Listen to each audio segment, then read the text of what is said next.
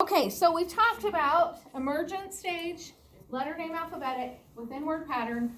The fourth stage is syllables and affixes. And syllables and affixes, the big thing that you can remember is that kids start using polysyllabic words or multi-syllables.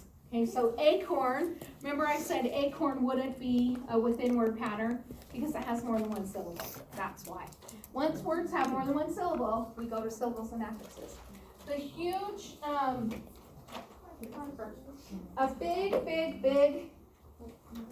part of this stage is the doubling of consonants. So I was super grateful that Tori and who else did word wall today? Was it Lauren? Lark. Oh, Lark. I loved your words today because they go right along with this lesson.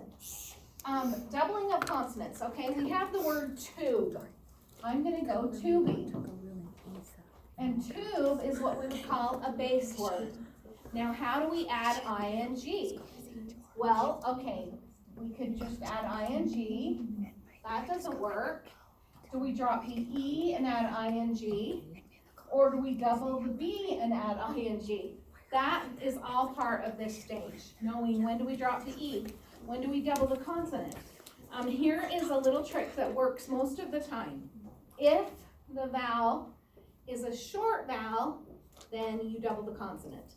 So if we were going from tub to tubbing, I'm going hot tubbing, I double the B because it's a short vowel. But if we're going from tube to tubing, I don't double because if we double, it says ah. Does that make sense to everybody? Okay, and then what was our other word? Button. Oh, it was button. But that, yeah. But it does have the double T because it's a short vowel. Button, okay? So dropping the E, adding suffixes, that's a big part of this stage. Another one I use for an example is hop. If we go from hop to hopping, we have to double the P. But if it's hope, we drop the E and add ing. But we still know that hope is the base word. Okay, so all of that is in this syllables and affixes stage. So you kind of think like 4th grade, 5th grade, 6th grade is when they're doing that kind of spelling. So knowing when to double, knowing what is the base word, and simple prefixes and suffixes. So like re or un at the beginning of a word, ing, ed, es at the end of a word. Simple prefixes and suffixes. This is generally 3rd grade to 8th grade, and I don't have any fun samples of this because it's just not as fun as those younger grades. So go ahead and talk through syllables and affixes with your buddy and try to use some gestures to remember what this is all about. Teach. Yay! Oh, you know what I meant. If the vowel is long, you drop it. That's good. That's good. If it is short, if it is short, double. That's a good idea. We could even do like short, and there's 2 of them. Short, double, and what was the other one? Long. Long, drop the E. So we can even go like long, drop the E, ing. So I like that. Class. Yes. Okay, Crystal had a good question. I was just curious what an affix was. She said, what is an affix? An affix is a prefix or a suffix. Okay, that's just the general word. And I asked Shane Templeton once, is it affix or affix? He said it's affix. Look, it's the, we have double F here. So, who knows really, but that's. Okay, our last stage. This is the stage that I love. This is the stage that right here it says generally 5th grade to 12th grade. I like to say generally 5th grade to the day you stop learning. Okay, this is where most of us are, and this stuff is fun, I think. Okay, spelling, meaning, connection. Right now, on your paper, write the word absence. Like, I will miss you during your time of absence. Or she had an absence from school? Okay, are any of you going, okay, is it an S or a C? S or C, S or C? Okay, so write the word absent. Oh, yes, I did it right. Okay, if I write the word absent, and I know that absent and absence are related in meaning and spelling, then I never will spell that wrong again, because they're related, okay? How about the word muscle? Muscle. I know that But that's how I remember how to spell it. But if I think, oh, it comes from the word muscular, there's the sounded, okay? Bomb. Can't say bomb. Can't say bomb in an airport. Come on, nobody knows that movie reference. No, what is that? Meet the Fockers. Oh, yeah. Oh. Oh, right. Okay, comes from bombard. Okay, so spelling, meaning, connection. And now that I have taught you that, you will start going, oh my gosh, how is this related in meaning and spelling? How is this related in meaning and spelling? It's really fun, and it's fun for kids. It's interesting.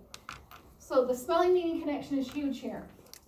Latin and Greek influences. Another thing I love about the Words Their Way book is in the back of the book, I think it's 363, there is a list of Greek and Latin roots.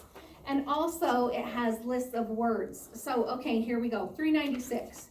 So if I know that B-I-O, bio, means life, then it gives me a list of words. Biology, biography, autobiography, biopsy, symbiotic.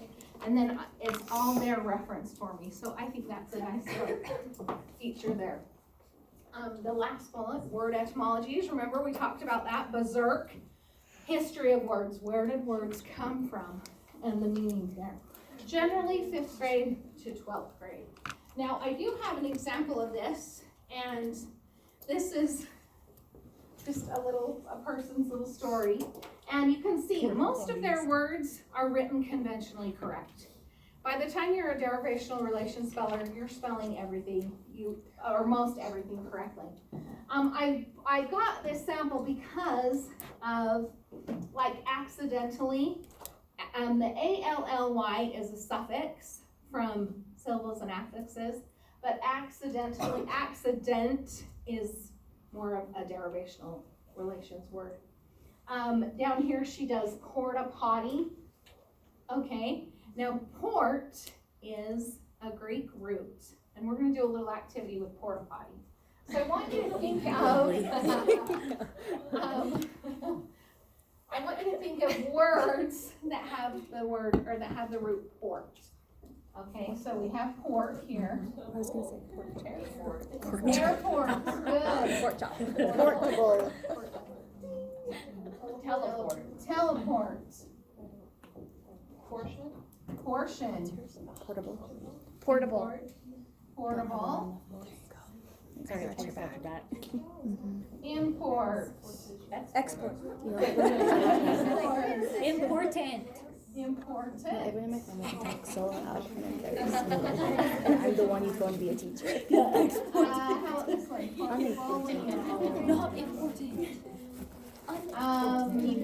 Deport. Carport. Carport. Or do we have I thought it was two. I would say it was 2 words. Porta potty. We gotta put that one up there. Yeah, I thought I couldn't. Report. There is one. Report. Good. I don't know. I thought it was 2. I'm trying to think of other words. Report. Okay, so any guesses what port means? Movie? Place. Never mind, that one over. Port actually means to carry. Okay, so let's think about this. I am for Transport. I am Okay. carrying. So portfolio, it's through life. like a document that you carry. Airport carries people in and out of the air. Teleport is teleporting.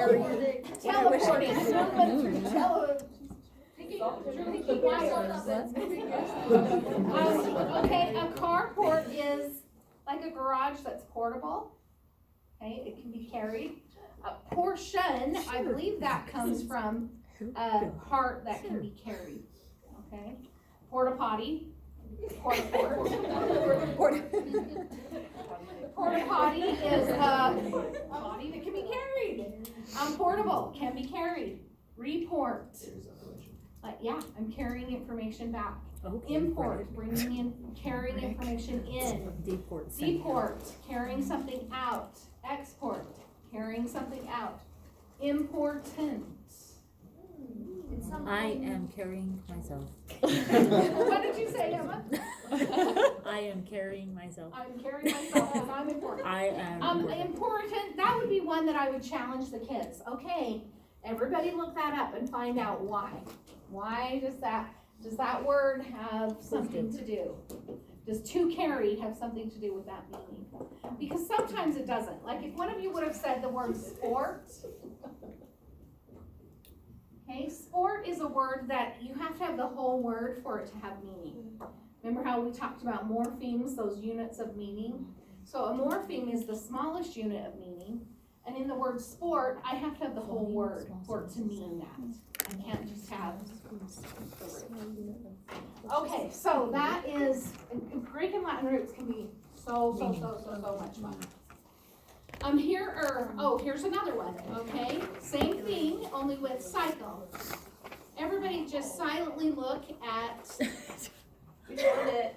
Oh, you found important? Yes. Okay, share. So the etymology of it is Latin, and it's for carrying a weight or carrying like a consequence. Oh, yeah. Go team. Great.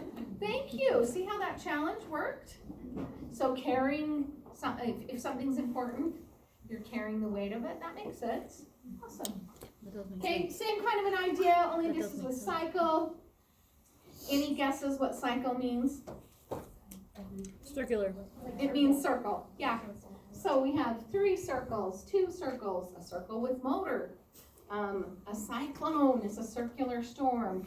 Recycle, to go around. Okay, very fun. Here are some others that are examples of derivations. This stage is called derivational relations. We already did this one. Asparagus comes from sparrow grass. Okay, vaccine. Anybody have any ideas? Fax machine.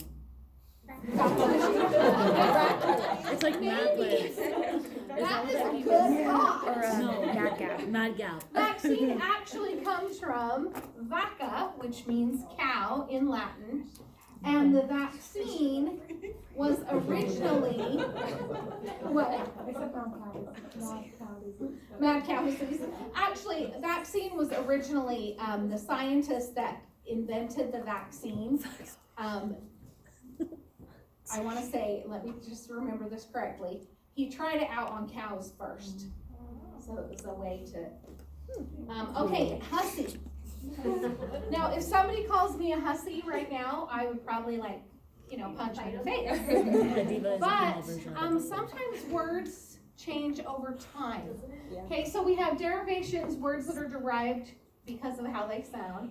We have words that are derived from experiences. We have words that are derived or they change over time. So hussy in the 50s meant that you were a good housewife. So that was a compliment. Yeah. It is not a compliment anymore. Okay, so sometimes words change over time. Bianca, did you have a comment? No, I was gonna say housewife. Oh, housewife. Yeah. Okay, this one's my favorite because about 20 years ago, I was working on my master's and I was reading so much research. You guys know how you just get bombarded with reading. And we were going to Flaming Gorge and I said, I'm going to take a novel. I took the book Angels and Demons by Dan Brown and started just devouring it as we're driving. Page 17, the killer of the story starts to tell about his ancestors who used to, during the time of the Crusades, they would plunge themselves into drug-induced stupors using a plant called hashish. And so they became known as Hashashins, or eaters of hashish, which, and then Dan Brown writes, just as the art of killing had evolved, so had the word, and now assassin was known, the world over. I just remember reading that and going, no, I'm trying to get away from all this spelling stuff. But I'll never forget that. But that's where we get the word assassin. So word study is fun. Like, it is really fun. And even kids that aren't on the derivational relation stage, they still can enjoy like little stories and things about words. Okay? So go ahead and talk to your buddy about the derivational stage, and then we'll kind of do a little review. Okay? Teach! Okay. This was my least favorite stage. Oh, yeah. The Latin Greek just went way over my head and I didn't understand. I could remember it because derivational, you're diving into it. So it's more of not just the spelling, but the meaning behind it.